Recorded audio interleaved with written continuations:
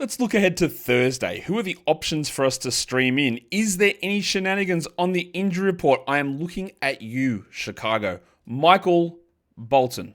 Thanks, Josh. It's Michael Bolton here, and it's time for another episode of the Locked On Fantasy Basketball Podcast. Let's get to it. Let's get to it, indeed. You are Locked On Fantasy, your daily NBA fantasy podcast. Part of the Locked On Podcast Network, your team every day. Hello and welcome to the Locked On Fantasy Basketball Podcast, brought to you by Basketball Monster. My name is Josh Lloyd, and some folks will never eat a skunk, but then again, some folks will. I'm also the lead fantasy analyst at basketballmonster.com, and you can find me on Blue Sky, joshloyd.bsky.social, on Twitter at redrock_bball, on TikTok at redrock_bball, and on Instagram at Locked On Fantasy Basketball. Check out lockedondaily.com, and you can find the best newsletter for your favorite team. Today's episode is brought to you by FanDuel. New customers can get $200 in bonus bets if your first $5 bet wins. Also, you're double banging, aren't you? You're thumbing and you're commenting and you're leaving all that stuff down below. We're going to get through this streaming show pretty quickly. Injury reports are going to be pretty haywire at this point of the year, but we've got a reason to celebrate. It's National Viagra Day, so pop your blue pills, get ready to go for Thursday, March the 23rd. We'll start out by looking at the schedule-based parts of the show and how we can take advantage of that if necessary. So we'll start over there, like I said. Who's got back-to-backs heading into the day? We're talking about the Indiana Pacers, the Los Angeles Lakers, and the Washington Wizards. You've got to be a little bit worried with the Lakers with Luka, a little bit worried with LeBron. Not really worried with Jackson Hayes, though. And Rui Hachimura is the other one that I'd be really careful of whether he's going to play in both of these games, considering the limits and just how terrible he looks, honestly. So I think that there is going to be risk with all three of those players.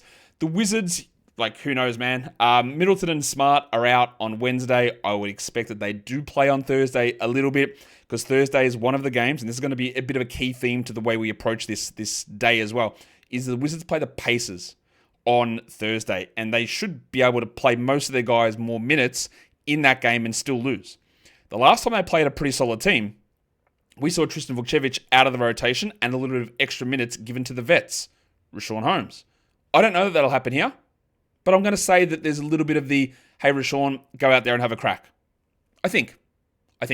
And Middleton and Smart and less stuff for the other guys. We'll see.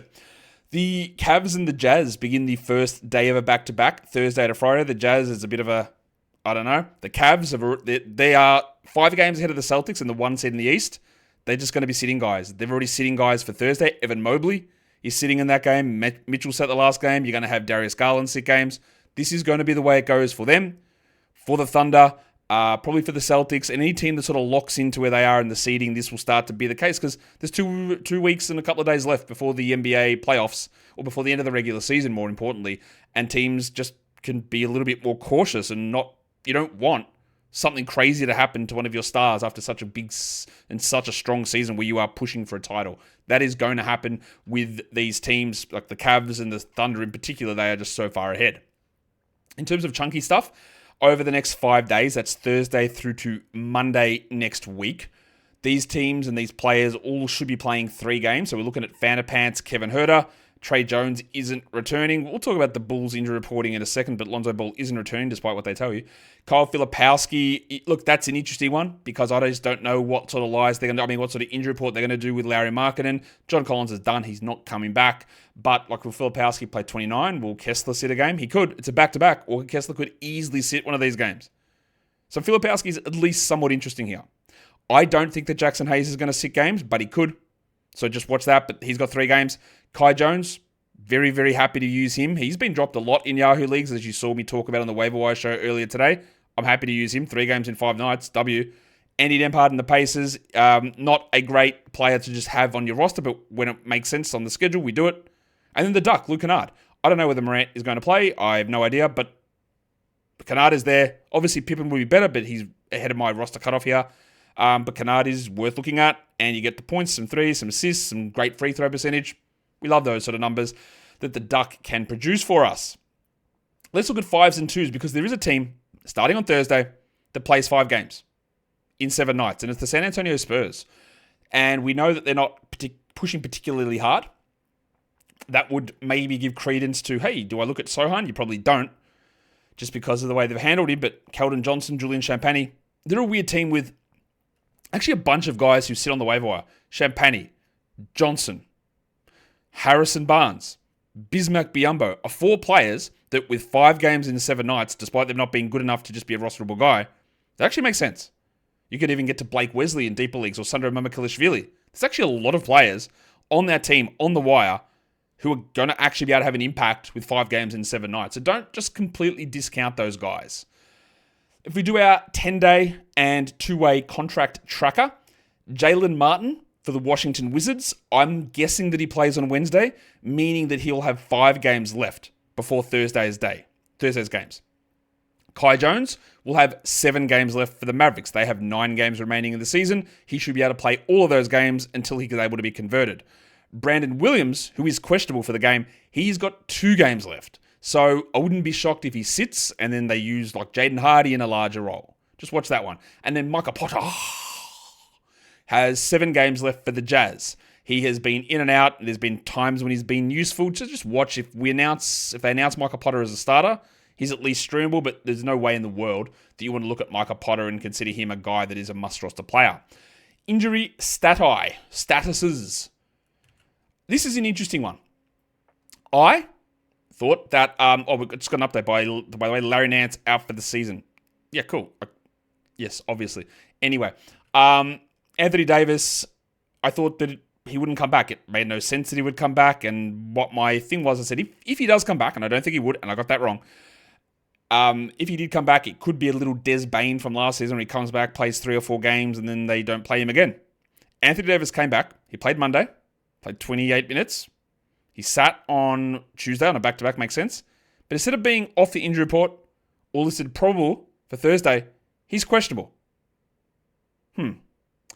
That's a little troubling.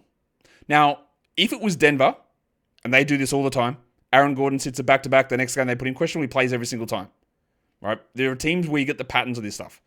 I don't know that that's the case with Dallas. So I am a little worried. I'm a little worried. I'm not panicking, but he's not probable.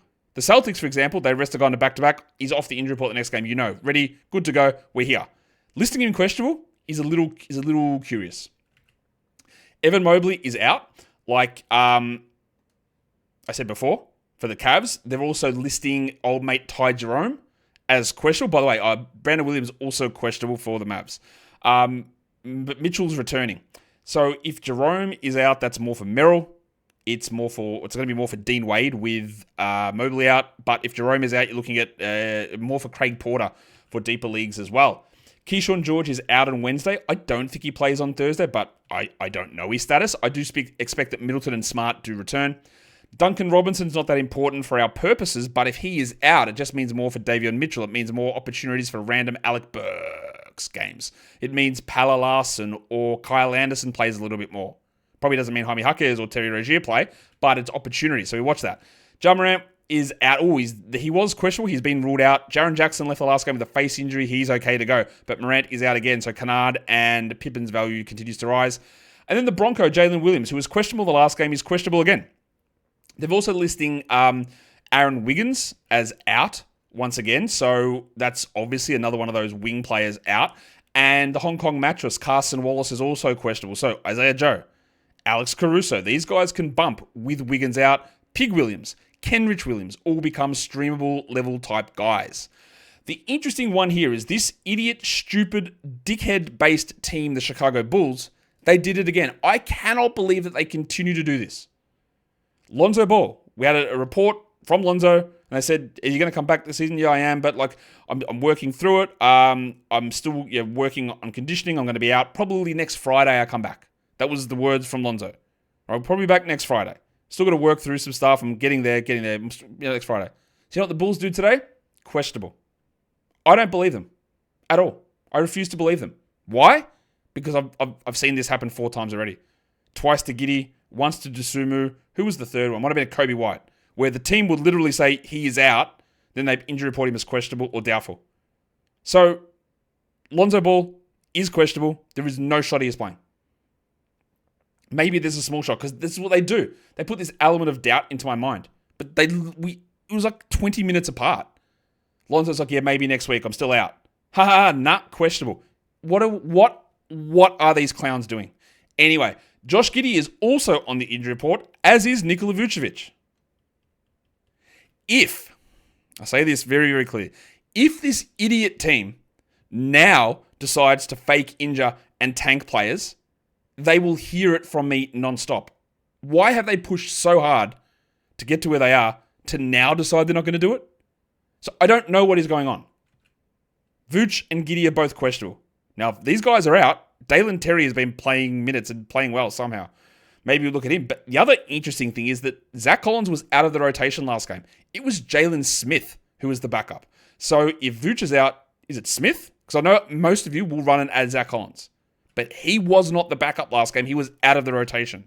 So it might be Smith. I don't know. It might be Collins. But it is not guaranteed to be Collins. He was out. He was back behind Smith last game.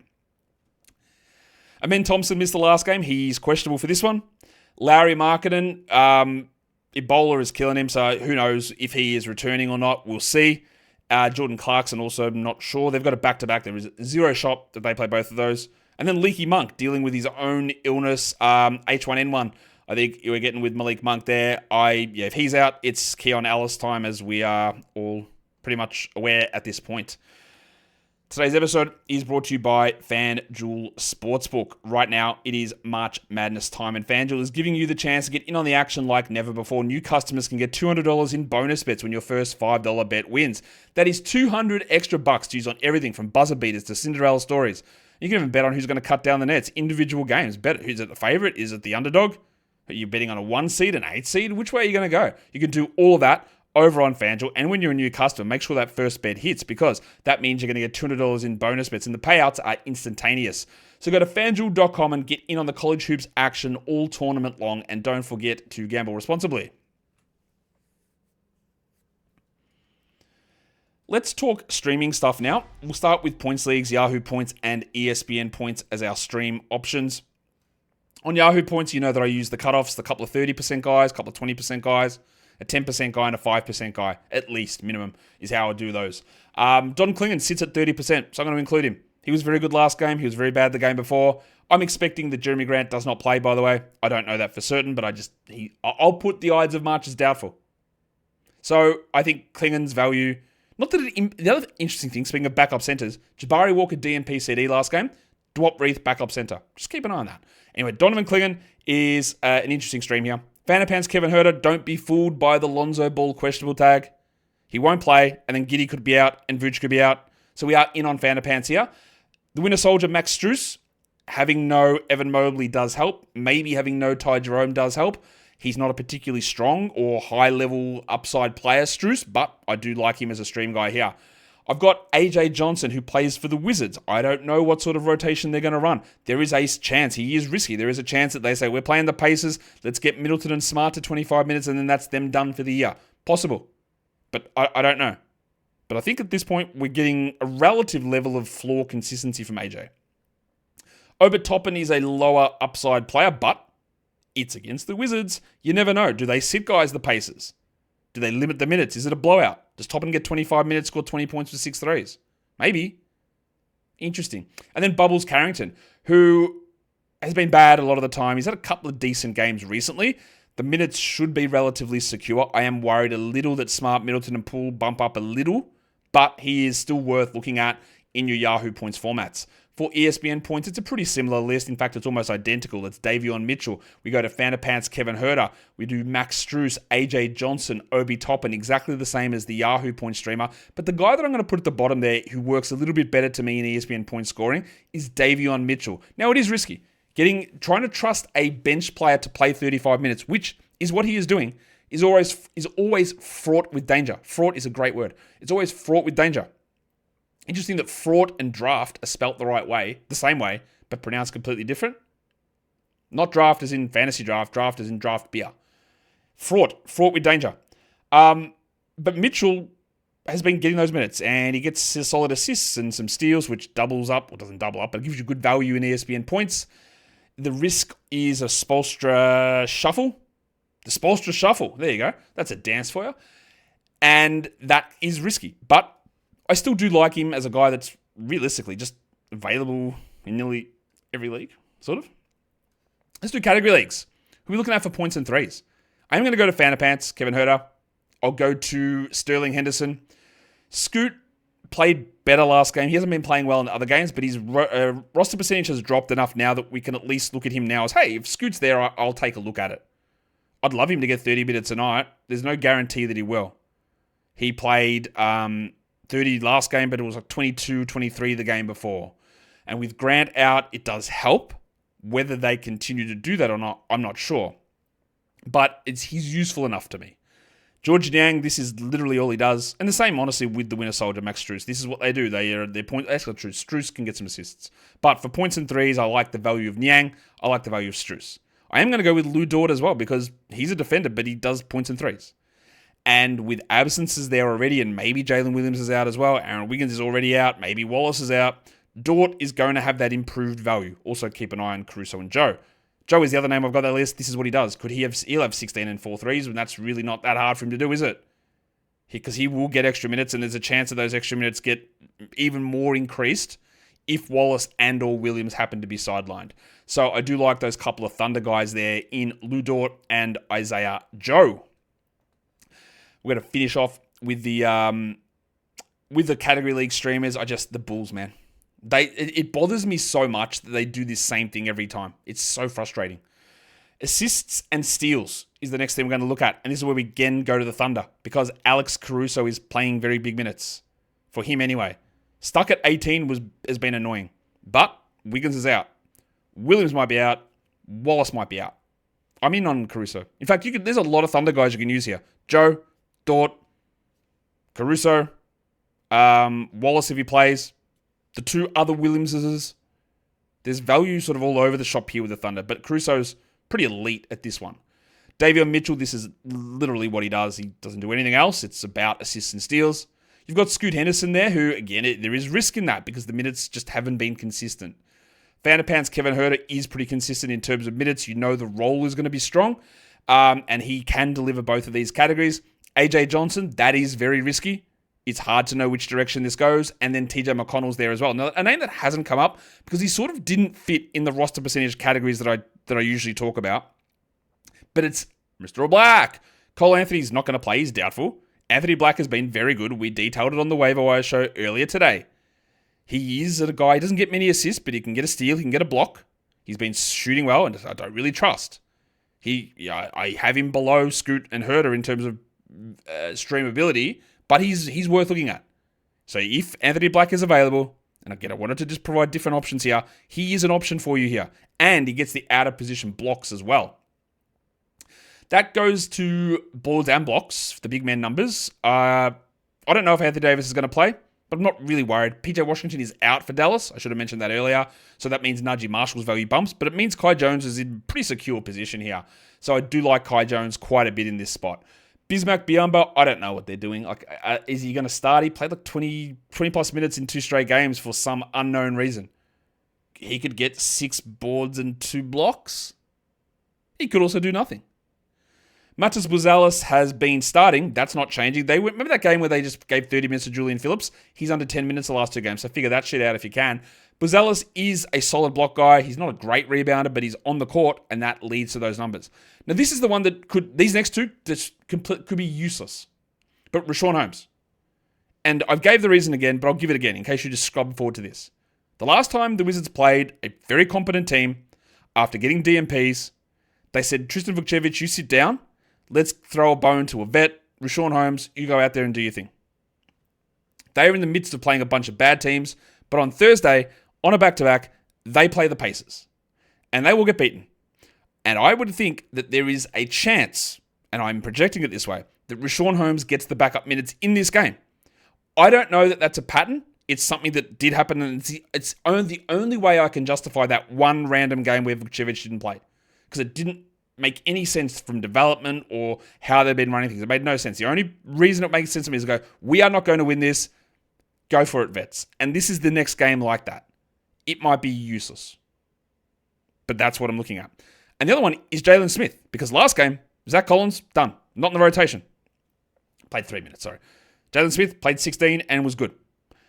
If Vooch is out, is it Smith they go to? Well, if Vooch is out, both Smith and Collins, they'll split the minutes and they'll be useful. But even as a backup here, what if we get 18 minutes of Jalen Smith and none of Collins and Vooch plays 29? He is available everywhere, rightfully so, because he hasn't been playing. But there was a switch, and I don't know that it holds. And it is risky, but I'm mentioning it. The other one here is Dean Wade. They probably will start DeAndre Hunter, I'm guessing, in place of Mobley, but Wade should play extra minutes. He's a very good defender. He can get you some rebounds, he'll hit some threes. He has the random once every 3 week pop-off game where he has 24 points with 7 boards and a block and a steal. And the opportunity with Mobley out at least presents itself. For percentages, well, again, Rashawn Holmes, I just told you the risk. Kai Jones for field goal percentage and Obi Toppin for field goal percentage. For free throws, Max Christie. He's been bad at everything else, but he can help with that. Matas Buzelis and the Duck, Luke Kennard. And that is a preview for Wednesday. We really need to see what's going on with Davis. Josh Giddey, Vooch, what are the Bulls doing? I cannot wait to see what goes on there. We need to check all of that stuff. And, of course, we'll have a recap today of all of Wednesday's games. We did a waiver wire show earlier in the day, so make sure you're checking that out as well. Guys, we are done here. Thank you so much for listening, everyone. See ya.